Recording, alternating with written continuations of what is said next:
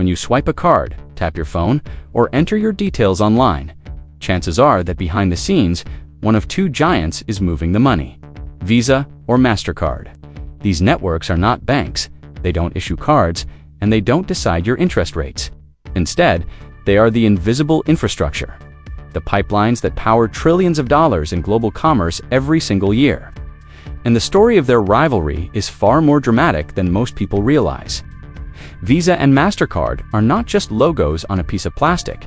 They are the result of decades of financial innovation, fierce competition, and sometimes surprising cooperation. Together, they dominate over 85% of the global payment card market, yet they operate without directly lending a single dollar.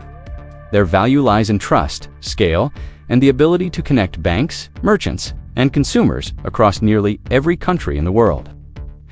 But the question remains: which of these networks truly wears the crown in the global payments kingdom? To understand this rivalry, we need to rewind the clock. In the late 1950s, Bank of America launched the Bank America card, which would later evolve into Visa. It was the first mass-market credit card program, but it didn't start smoothly. Fraud was rampant, customers didn't always pay their balances, and merchants were skeptical. Yet Bank of America pushed through, and by licensing the card to banks across the US, it slowly built what would become a global payment network. Meanwhile, in 1966, a group of banks joined forces to create the Interbank Card Association, later renamed Mastercard. Instead of one dominant bank leading the charge, Mastercard grew from a consortium model where banks shared ownership of the network.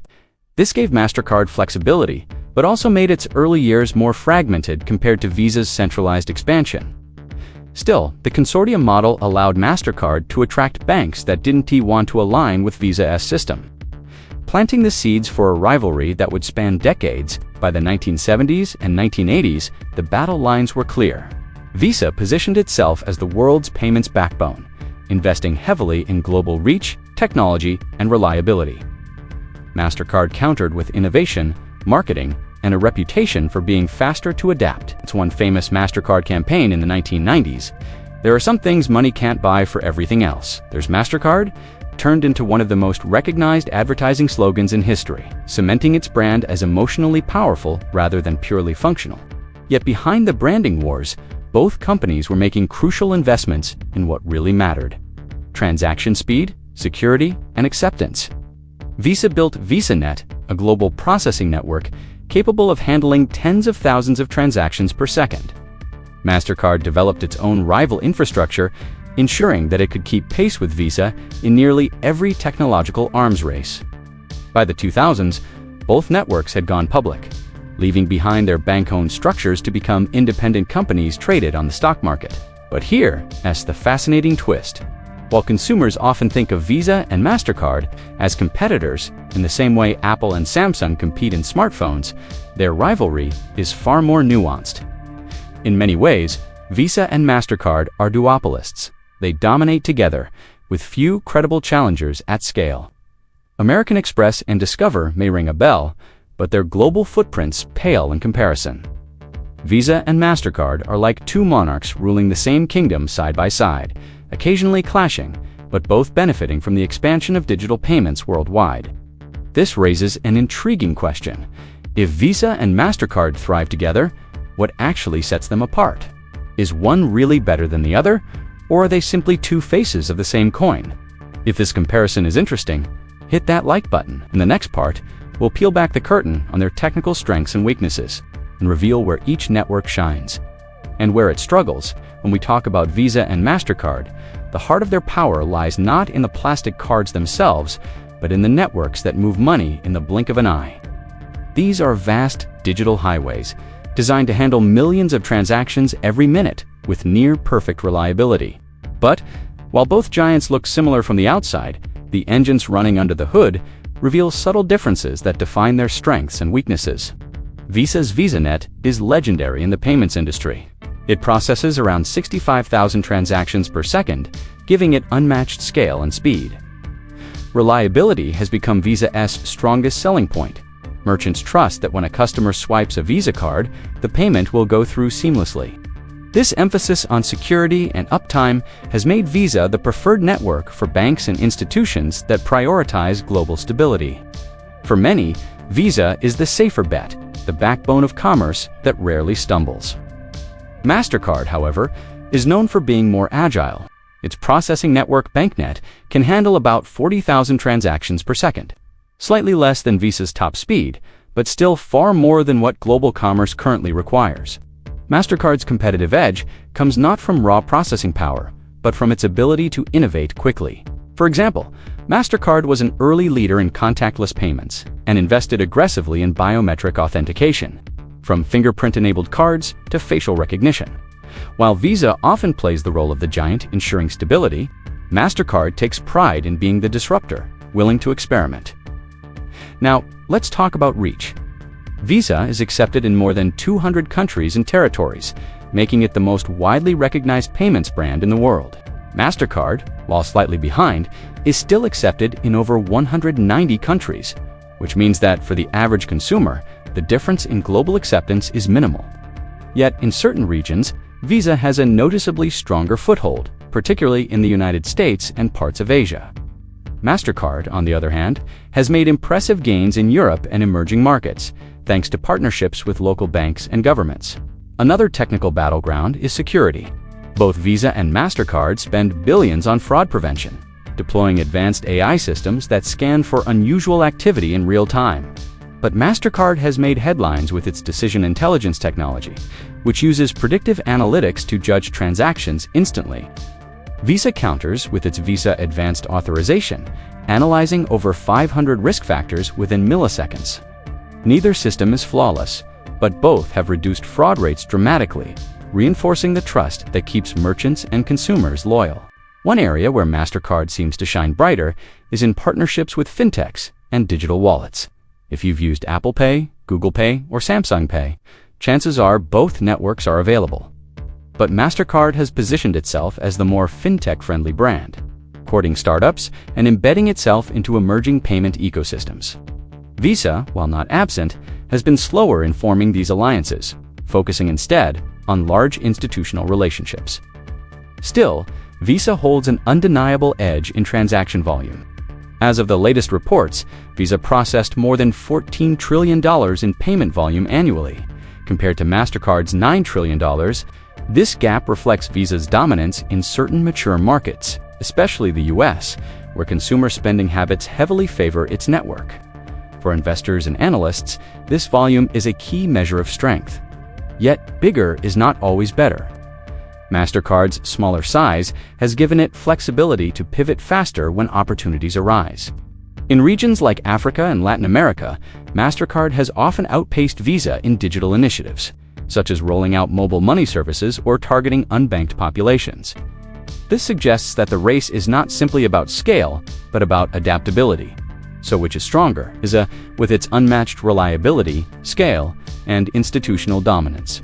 Or Mastercard with its innovation, fintech partnerships, and agility in new markets? The answer may depend less on technical superiority and more on where the world is headed in the next decade. Share your thoughts in the comments. Your perspective matters.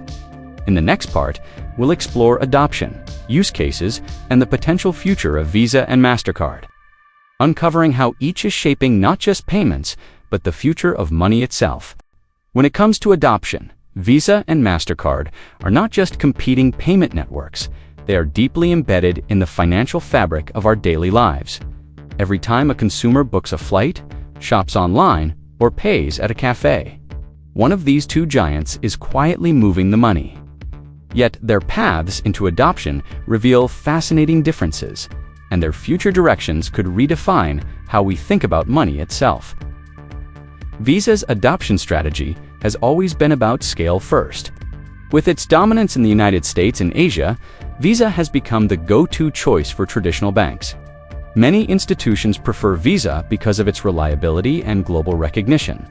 In fact, in countries like the US, it is almost impossible to find a bank that doesn't issue Visa cards. This sheer ubiquity has created a self-reinforcing cycle. Merchants prefer Visa because consumers carry it, and consumers carry it because merchants prefer it. Mastercard, by contrast, has leaned heavily into partnerships and specialized markets. Rather than chasing pure volume, Mastercard has often targeted segments where innovation can create an edge. For instance, Mastercard has partnered with governments to distribute welfare benefits via prepaid cards, and with tech firms to roll out solutions for in regions like Africa and Southeast Asia, where mobile payments are leapfrogging traditional banking. Mastercard has established itself as the nimble partner ready to adapt. Another key area of adoption is digital wallets and e-commerce. As shopping moves online and payments become increasingly mobile-first, Visa and Mastercard have had to prove their relevance in an age where consumers always see the card anymore. Apple Pay, Google Pay, PayPal, and even crypto wallets rely heavily on these networks in the background. Here again, Mastercard's openness to fintech collaborations has given it an image of being future-ready, while Visa continues to leverage its global brand recognition as the default option. But perhaps the most interesting battleground lies in the future of payments. Both Visa and Mastercard know that the world is shifting beyond plastic cards. Contactless transactions, peer-to-peer payments, and even blockchain-based transfers are reshaping how money flows. Visa has experimented with blockchain technology, even launching pilots to settle transactions using stablecoins like USDC, that's US dollar coin. Mastercard, not to be outdone, has invested in crypto research and rolled out services to help banks integrate digital currencies. The move into crypto and digital assets reflects an important truth. Both Visa and Mastercard are less concerned about losing to each other than they are about being left behind by entirely new forms of money. If stablecoins, central bank digital currencies, or decentralized networks become mainstream, both companies must adapt or risk irrelevance. In this sense, their rivalry may actually be a shared defense against disruption from outside players. Still, their traditional use cases remain deeply relevant. Visa excels in global travel, corporate payments, and high-volume consumer spending. Mastercard shines in cross-border innovation, niche markets, and digital-first ecosystems. Together, they represent not just the present, but the possible future of payments. Imagine a future where your paycheck arrives not in a bank account, but directly in a digital wallet. Will that transaction still flow through Visa or Mastercard? Both giants are betting the answer is yes, that they will remain the invisible backbone of commerce, even if the front end of money changes completely. If this vision of the future sparks curiosity, subscribe to stay updated on future deep dives. In the final part, we'll examine the risks, opportunities, and a balanced reflection on who might hold the crown and what that means for the way the world pays. Every empire faces challenges, and Visa and Mastercard are no exception. Their dominance may look unshakable today, but the risks ahead are real. From government scrutiny to disruptive technologies, the road to the future is filled with uncertainties. One of the greatest risks both face is regulation. As their influence grows, governments around the world are watching closely. In the European Union, regulators have capped interchange fees, reducing the amount networks can charge merchants. In the US, lawmakers have floated proposals to limit Visa and Mastercard's duopoly power. For two companies that profit primarily by charging small fees on every transaction, regulatory shifts could reshape their profitability overnight. Then there is the threat of new technology. Cryptocurrencies, stablecoins, and central bank digital currencies, CBDCs, all promise a future where payments might bypass traditional networks altogether. Imagine a world where you pay a merchant directly with digital dollars issued by a central bank. No Visa, no Mastercard, just instant settlement on a blockchain. Both giants know this is possible, which is why they're investing heavily in blockchain research and forming partnerships with crypto firms. But whether they adapt fast enough is an open question. Competition from tech companies is another challenge. Apple, Google, and PayPal are building payment ecosystems that consumers interact with daily, while these companies still rely on Visa and Mastercard. In the background, the more they build alternative rails, the greater the risk that Visa and Mastercard's role will be reduced to commodity infrastructure. Important, but invisible and replaceable.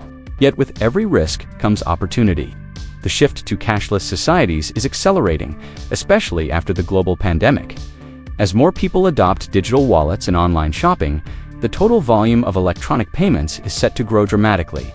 Even if Visa and Mastercard lose some ground to new competitors, the overall market may expand so much that both continue to thrive. Emerging markets also represent massive growth potential. Billions of people remain unbanked or underbanked, and Visa and Mastercard are racing to provide solutions, from prepaid cards to mobile money partnerships. In places where cash still dominates, the transition to digital payments could unlock trillions in new transactions, and both networks want to be the gateway. So who holds the global payments crown? The truth is, there may not be a single ruler. Visa wears the crown of scale, reliability, and global dominance. Mastercard wears the crown of innovation, adaptability, and strategic partnerships.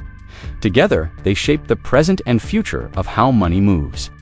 And here, as the reflection, perhaps the real competition isn't between Visa and Mastercard at all. The real battle is against the unknown, against technologies and systems that don't exist yet, but could one day redefine money itself. Until then, these two giants will continue their dance, competing and coexisting, as they power the daily lives of billions. So what do you think? If you had to choose one crown, would it belong to Visa or to Mastercard? Or do you believe the real king has yet to arrive? Share your thoughts in the comments. Your perspective matters. And if you enjoyed this deep dive, make sure to subscribe to Wealth Unlocked. Hit that like button to support the channel. And join the conversation in the comments below. Your engagement helps us bring more stories that unlock the secrets of money, power, and the future of wealth.